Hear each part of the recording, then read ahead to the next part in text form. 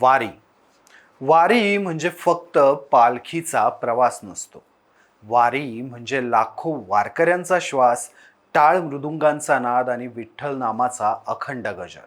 वारकरी थांबले तर फक्त रस्ते रिकामे दिसणार नाहीत, तर त्या पालखीतला आणि वारीतला आत्माही दिसणार नाही. इतकं महत्त्व वारकऱ्यांचं या पालखी सोहळ्यात आहे. पालखी सोहळ्याचं प्रस्थान माऊली महाराजांच्या मंदिरातून हजारो वारकऱ्यांच्या टाळ मृदुंगांच्या घोषात होत असतं. पंचक्रोशीतले लोक माऊली महाराजांच्या मंदिरातून पालखीला प्रस्थान करून देण्यासाठी मोठ्या भक्तिभावानं जमत असतात. मात्र यावर्षी पहिल्यांदाच वारकऱ्यांशिवाय भक्तांशिवाय पालखी सोहळ्याचं प्रस्थान पार पडणार आहे. आणि हे सगळं घडतंय ते फक्त पावसामुळे. आषाढी वारीची सुरुवात ही प्रस्थान सोहळ्यानं होत असते. हा प्रस्थान सोहळा आळंदीत आणि देहूतही होतो. उद्या संत तुकाराम महाराजांच्या पालखी सोहळ्याचं प्रस्थान असेल, तर परवा संत ज्ञानेश्वर महाराजांच्या पालखी सोहळ्याचं प्रस्थान. खरं तर पुढचे 28 दिवस पालखी मुक्काम करत करत पुढे प्रस्थान करत असते. मात्र पहिल्या दिवशी देहूतून तुकाराम महाराजांचा आणि आळंदीतून माऊली महाराजांच्या पालखीचा प्रस्थान हे मानाचं मानलं जातं. म्हणूनच या प्रस्थान सोहळ्यासाठी फक्त महाराष्ट्रातूनच नाही, तर इतर राज्यातून देखील अनेक लोक भक्तिभावानं यासाठी आळंदी आणि देहूत आलेले असतात. मात्र आता वारकऱ्यांच्या सुरक्षिततेसाठी प्रशासन आणि खुद्द मुख्यमंत्र्यांनी देखील वारकऱ्यांना आळंदीत येऊ नका असं आवाहन केले. पावसाच्या रौद्ररूपामुळे वारकऱ्यांच्या जीविताला कुठलाही धोका होऊ नये हा उद्देश मुख्यमंत्री देवेंद्र फडणवीसांच्या आव्हानामागे आहे. त्यामुळेच आपण देवेंद्र फडणवीस यांनी वारकऱ्यांनी आळंदीत का येऊ नये असं आवाहन केलंय. आळंदीतली नक्की परिस्थिती काय आहे आणि वारकऱ्यांच्या जीविताला खरंच धोका उद्भवू शकतो का, यात सगळ्या प्रश्नांची उत्तरं पुढच्या काही मिनिटात घेणार आहोत. कारण वारी हा फक्त एक उत्सव नाही, तर तो महाराष्ट्राच्या अस्मितेचा कळस आहे. नमस्कार, मी शशिकांत हिवरकर आणि तुम्ही पाहताय कट टू कट. जूनचा संपूर्ण महिना पावसानं महाराष्ट्रासहित देशाला ओढ दिली होती. मात्र गेल्या 3-4 दिवसांपासून पावसाची संततधार चालू आहे. कालपासून या पावसानं अक्षरशः रौद्र रूप धारण केले असं म्हणता येईल. किनारपट्टी भागात, त्यातही मुंबई आणि लगतच्या भागात पावसानं अक्षरशः धुमाकूळ घातलाय.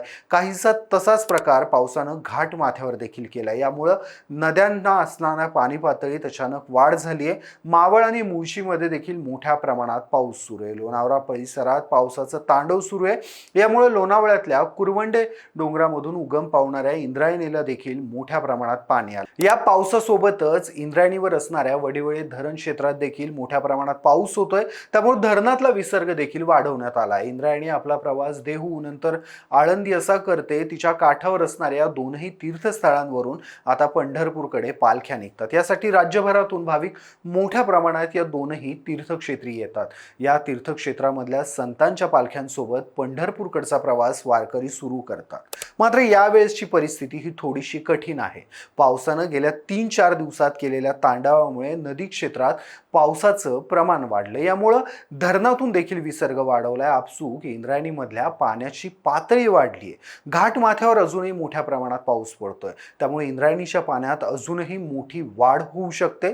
वारीसाठी आलेले भाविक प्रथेप्रमाणे आवर्जून इंद्रायणीमध्ये स्नान करतात.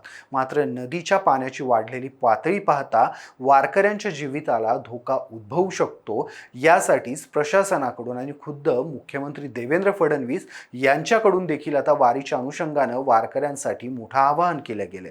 आपण सर्वात अगोदर देवेंद्र फडणवीस यांनी काय आवाहन केले ते पाहूयात. फडणवीस म्हणाले, इंद्रायणीची वाढलेली पाणी पातळी पाहता वारकऱ्यांच्या जीविताला काही धोका उद्भवू नये, त्यांची गैरसोय होऊ नये, यासाठी वारकऱ्यांनी पुण्यातच थांबावं. प्रस्थान केल्यानंतर पालखी पुण्यातच येणार आहे. त्यामुळं ज्या वारकरी आळंदीकडे निघालेले आहेत त्यांनी आळंदीमध्ये प्रवेश न करता आपला मुक्काम पुण्यातच करावा.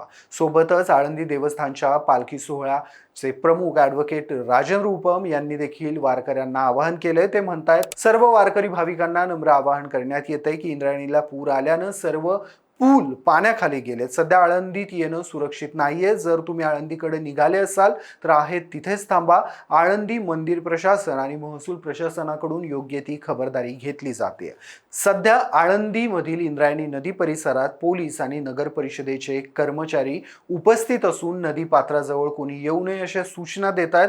दुतर्फा नदीच्या कडेला असणारे घाट हे पाण्याखाली गेलेत. शनी मंदिरावरील भागात देखील पाणी आलंय. सिद्धबेट परिसरातही पाणी आलंय. माऊली बाग परिसरातही मोठ्या प्रमाणात पाणी आलेलं असून इंद्रायणी घाटावरील भाविकांसाठी असणारे चेंजिंग मंडप व्यवस्था देखील या पाण्यामुळे वाहून गेली आहे. नदीकाठ जवळ असणाऱ्या दुकानांमध्ये देखील पाणी घुसलंय. यामुळे सर्वांच्या सुरक्षिततेच्या दृष्टीने आळंदी शहरातील इंद्रायणी नदीवरील सर्व पूल म्हणजे या पुलांची जर आपण यादी पाहिली तर पहिला पूल आहे PMPL बस स्थानका शेजारील नदीवर असणारा जुना पूल. दुसरा पूल आहे चाकण चौकातून देहू फाट्याकडे जाणारा पूल.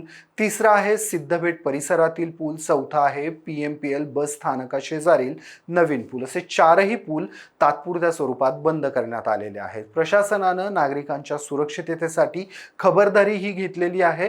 सोबतच प्रशासनाकडून आता वारकऱ्यांना आणि स्थानिकांसाठी देखील आवाहनं करण्यात आलेली आहेत. कोणीही इंद्रायणी नदीपात्राकडे अथवा नदीकाठी जाण्याचा प्रयत्न करू नये. बंद करण्यात आलेल्या पुलावरून अथवा प्रतिबंधित भागातून जाण्याचा प्रयत्न करू नये. सर्व नागरिकांनी प्रशासनाला सहकार्य करावं. अफवांवर विश्वास ठेवू नये. अधिकृत सूचनांचं पालन करावं. पूल आणि मार्गांवर अक्षरशः बॅरिकेड लावून त्या आता दळणवळणासाठी बंद करण्यात आलेले आहेत. केंद्रीय महाराज मठामध्ये देखील पाणी शिरलं होतं. या मठामध्ये 20 पोलीस कर्मचारी आणि 4 इतर नागरिक असे 24 जण अडकले होते. नगर परिषद आणि जिल्हा प्रशासनाकडून तातडीनं या कामी आपत्ती व्यवस्थापन कक्षाला माहिती देण्यात आली आणि संबंधितांना वाचवण्यात आलं. आपत्ती व्यवस्थापन पथकानं या प्रकरणी अत्यंत कौशल्यानं लाईफ रिंग, लाईफ जॅकेट यांच्या सहाय्यानं या 24 जणांना सुरक्षित बाहेर काढलंय. आज सोबतच बचाव पथकांनी ज्ञानेश्वर मंदिर परिसरातून 220 जणांना, इंद्रायणी नगरीतून 100, ठाकूरबुवा मंडप येथून 60 आणि गोपाळपुरा येथून 28 अशा एकूण 408 भाविकांची आतापर्यंत सुरक्षित सुटका केली आहे. तसेच विविध ठिकाणी वैयक्तिकरित्या अडकलेल्या भाविकांना देखील सुरक्षित स्थळी हलवण्यात आलं. यासोबतच पुरामुळे इथली गोशाळा देखील बाधित झाली होती. या गोशाळेतल्या 150 गायींची देखील सुरक्षित सुटका करण्यात आलेली आहे. स्थानिक प्रशासनामार्फत आता बचाव आणि मदत कार्य युद्ध पातळीवर सुरू केलेलं आहे. परिस्थितीवर संबंधित शासकीय विभागांकडून सतत लक्ष ठेवण्यात येत आहे. त्यामुळेच वारकऱ्यांनी आता प्रशासनाच्या आवाहनाला गंभीरपणे घेण्याची गरज आहे. सोबतच त्यांनी कोणत्याही अफवांवर विश्वास ठेवू नये. आम्ही कट टू कटच्या वतीने देखील वारकऱ्यांना काळजी घेण्याचं आवाहन करतो. आळंदीला निघालेल्या आणि निघणाऱ्या आपल्या प्रत्येक परिचिताला हा व्हिडिओ आवर्जून पाठवा. धन्यवाद.